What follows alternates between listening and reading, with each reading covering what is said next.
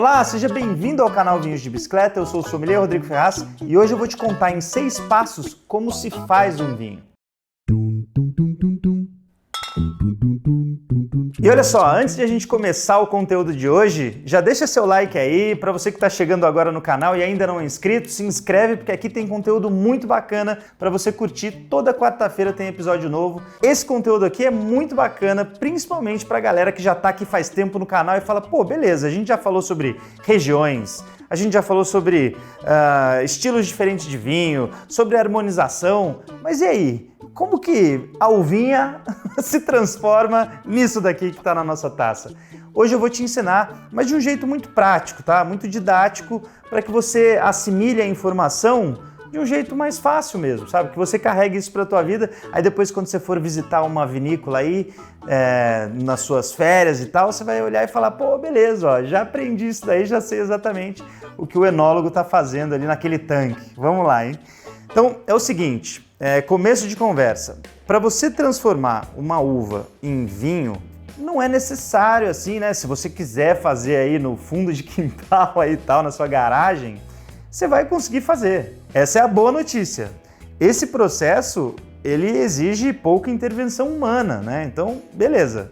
Agora, a má notícia é, o seu vinho não vai ficar muito bom, não.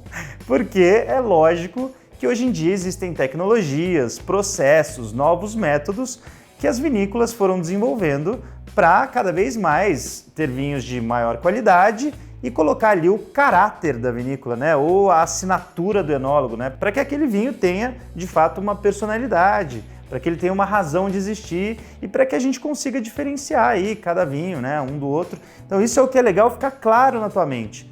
Não é necessário tanta intervenção humana assim, mas hoje em dia, para você ter vinhos de maior qualidade, os processos já são bem determinados. Então tá, eu te prometi 6 passos, certo? Mas é lógico que o mundo do vinho hoje é muito abrangente. Então, são 6 passos básicos para se fazer um vinho.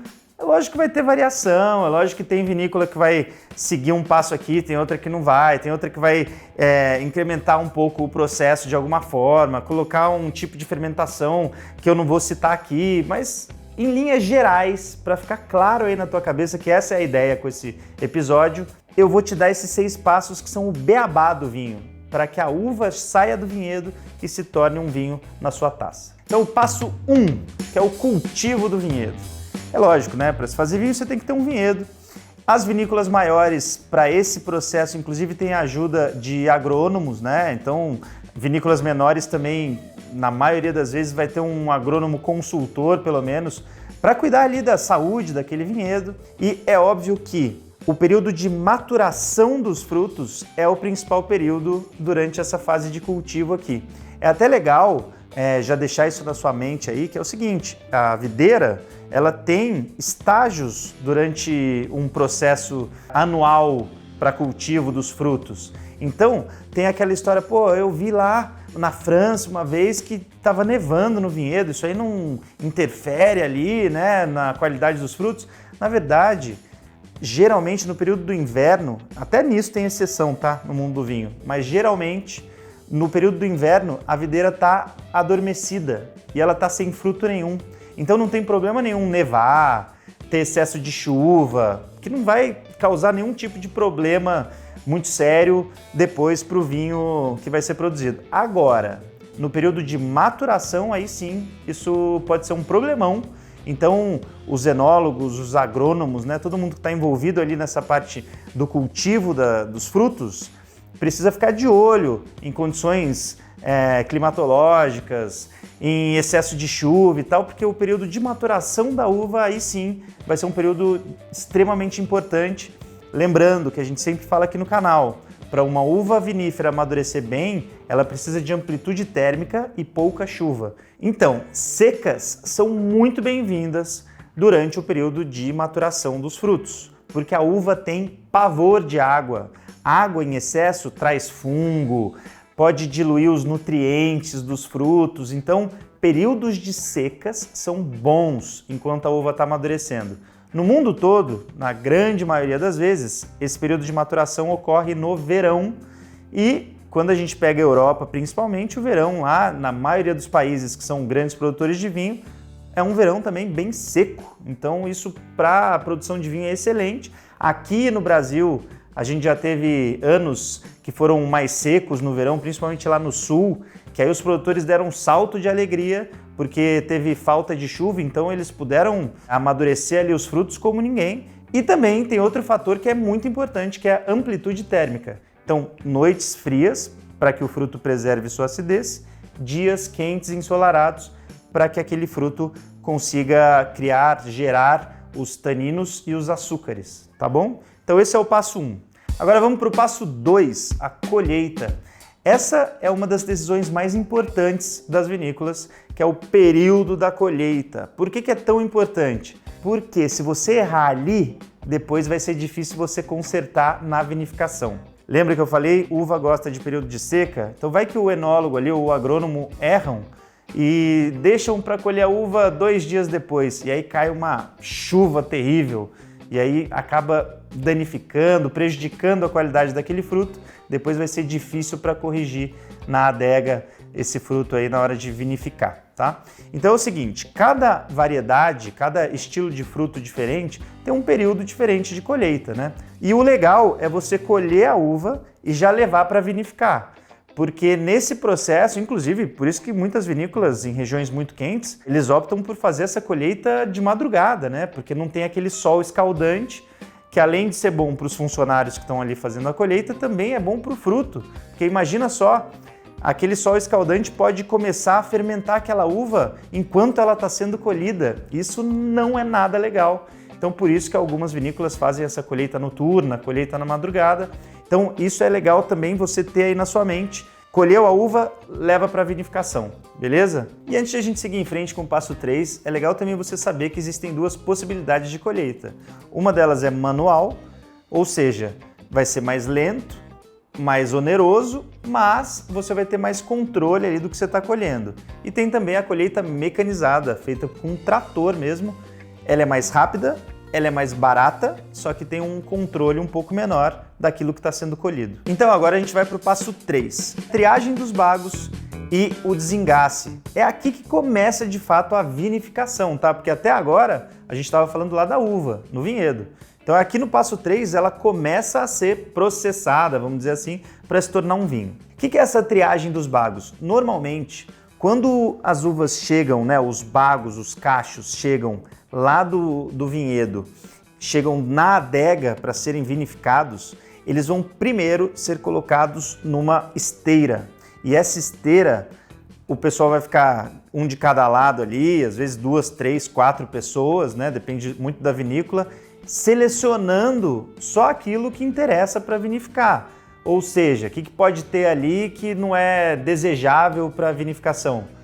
Pedaço de galho que foi junto, né, quando a uva foi colhida, folha da videira, também você não vai querer junto para vinificar, uva podre, então tudo isso vai acontecer, né, tudo isso que não se deseja ali na vinificação, você consegue nessa primeira triagem ir retirando. Tem vinícola que não faz isso, né, que vai vinificar, vai tudo junto para o processo de vinificação ali, né. Isso vai gerar um vinho um pouco mais, pode gerar, né, um vinho um pouco mais desequilibrado e depois vai ter que ser estabilizado lá no final do processo, que você já vai saber como. Agora, as vinícolas que querem fazer vinhos mais nobres e tal, todas elas vão ter essa primeira triagem aí para não deixar passar, principalmente uva podre mesmo, junto com as outras que estão sadias, né? E o desengace, o que é? Você vai tirar o engaço. O que é o engaço? É aquela estrutura que segura o cacho de uva, né? O engaço, o cabinho mesmo. Você não vai querer também isso daí junto com os seus frutos no momento da vinificação, porque esse cabinho, né, esse engaço, ele pode gerar amargor indesejável para o seu vinho. E agora o nosso passo 4, a gente já está agora no meio do processo, vamos lá. Então agora a gente precisa esmagar esses frutos. Depois que a gente separou o engaço, tirou tudo aquilo que a gente não queria mais, né? Os pedaços de folha, de galho, uva podre. Eu vou romper essa casca com um esmagamento bem brando ali, vou romper essa casca e vou gerar assim o mosto. O que é o mosto? É a mistura do suco da polpa, da casca e das sementes. Então isso é feito para vinho tinto, para vinho rosé, para vinho laranja. Só no caso do vinho branco é que eu vou fazer uma prensagem, porque daí eu não quero deixar o suco em contato com a casca ali. Então, no caso dos vinhos brancos, acontece de forma diferente. Até como o produtor vai fazer essa prensagem e separar o suco da polpa das cascas, ele muitas vezes nem passa pelo desengaço ali, né? Já vai tudo direto. No caso dos tintos, dos rosés e dos vinhos laranja, que vai ter esse contato com a casca, né? Que você vai precisar desse mosto e nesse mosto vai ter que estar a casca ali daquelas uvas, aí sim você precisou fazer o desengace antes, porque você não quer nesse mosto pedaço de cabinho ali, que aí sim pode gerar o amargor, beleza? Então é isso. Fez a triagem, desengaçou, esmagou, aí sim agora a gente vai passar para o processo de fermentação. Então chegamos agora ao quinto passo, que é justamente a fermentação alcoólica e a maceração. O que é a fermentação alcoólica?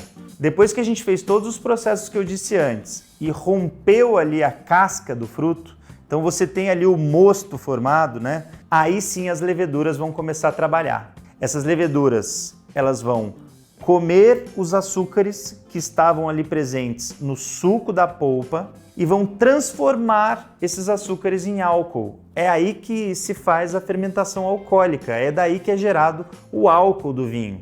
Essas leveduras, elas podem ser selvagens, nativas, autóctones, né? São essas palavras. Normalmente se usa levedura selvagem, tá?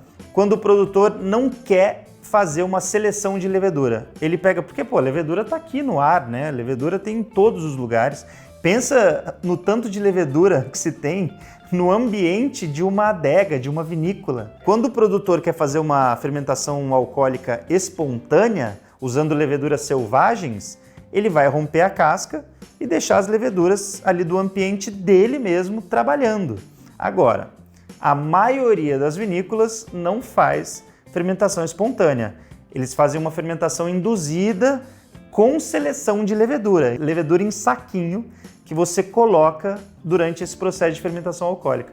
Ah, Rodrigo, então eu posso criar um vinho aqui no Brasil com levedura lá de Bordeaux, na França.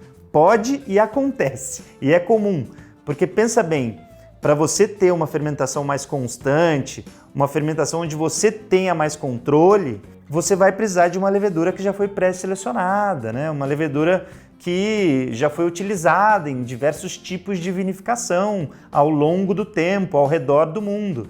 Então o produtor não quer muito arriscar nesse sentido, porque ele quer uma constância, vamos dizer assim, ali na bebida dele. Só que é lógico que hoje em dia tem muita vinícola apostando em fermentação natural, com levedura selvagem. Qual que é o risco disso? Você tem menos previsibilidade, né? Você não sabe exatamente como aquela levedura selvagem vai atuar naquele vinho. E tem um vídeo muito legal aqui no canal, na verdade tem dois até. Um do Diegão, que ele fala sobre os fungos do vinho. Esse vídeo é bem bacana se você quer saber um pouquinho mais sobre as leveduras. E tem outro que eu fiz também sobre os tipos de fermentação do vinho, que é a fermentação alcoólica e malolática. Você quer até entrar mais nesse assunto, quer saber um pouquinho mais da técnica de como se produz um vinho, a gente tem um curso muito bacana, que é o Essencial de Vinhos, e lá a gente até ensina com mais detalhes esses processos para cada tipo de vinho. Então, se você tiver interesse, eu vou deixar o link aí, é um curso online, você pode fazer no conforto da tua casa a hora que você quiser. Eu falei que nesse passo aqui, ó, o passo 5, ele tem fermentação alcoólica e também tem a maceração. O que é a maceração? Geralmente as vinícolas fazem uma maceração pós-fermentativa, ou seja, uma maceração após a fermentação alcoólica. O que é isso? Lembra que eu te falei que no caso dos tintos, dos rosés e dos vinhos laranja, a casca ainda está lá em contato? Porque eu fermentei, né, com exceção dos brancos, onde eu já separei o suco da polpa da casca, esses outros que eu falei, a casca ainda está lá. E a casca de uma uva tinta, ela vai passar cor e tanino para aquele vinho.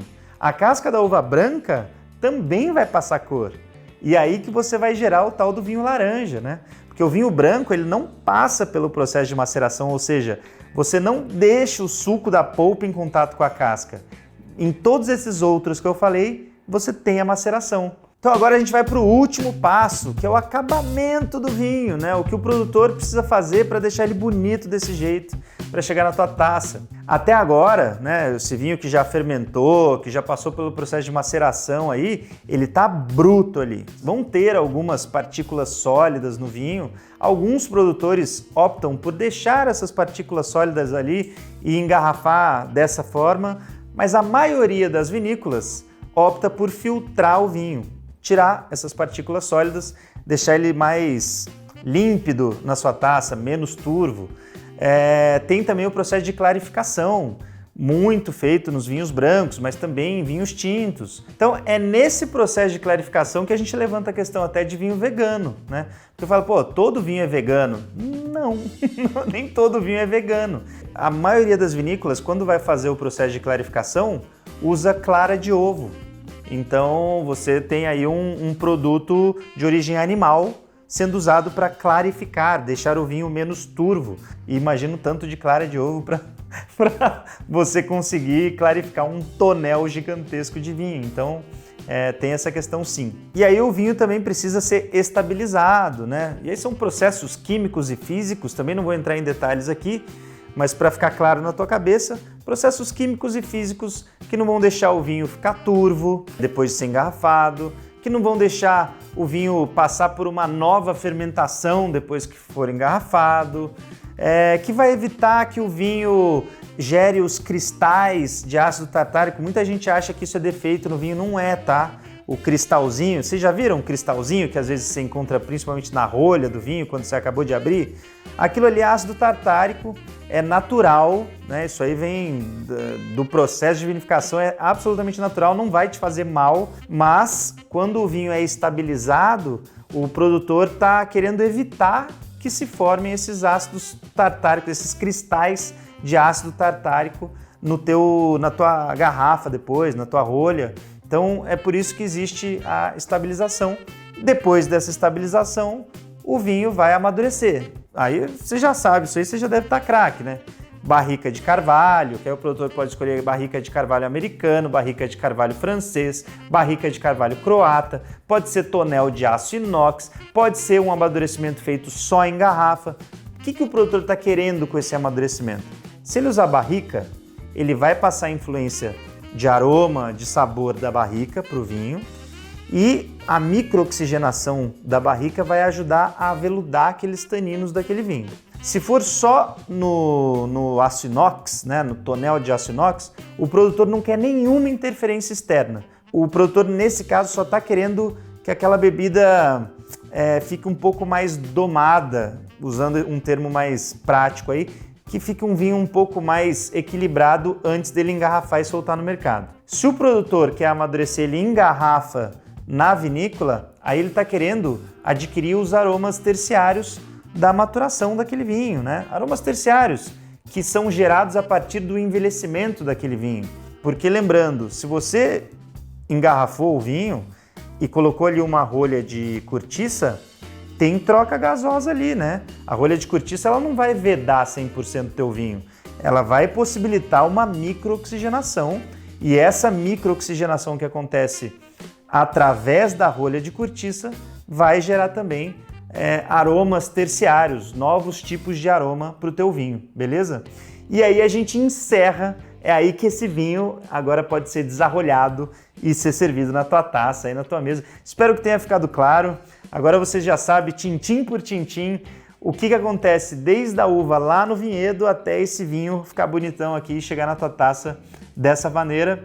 Se você tiver mais alguma dúvida, deixa aí nos comentários pra gente. Se você acha que faltou alguma informação, fica super à vontade para deixar aí nos comentários. Muito obrigado por ter curtido o vídeo até aqui comigo. Quem ficou até o final aí, um brinde a você. Não esquece de deixar seu like, isso é muito importante pra gente aqui no canal, para esse conteúdo chegar para o maior número de pessoas aí, para que todo mundo fique sabendo e consciente aí de como é feito um vinho. E muito obrigado de coração. Vocês são feras, vocês que acompanham aqui o canal Vinhos de Bicicleta, vocês são muito especiais. Cheers! Até o próximo episódio.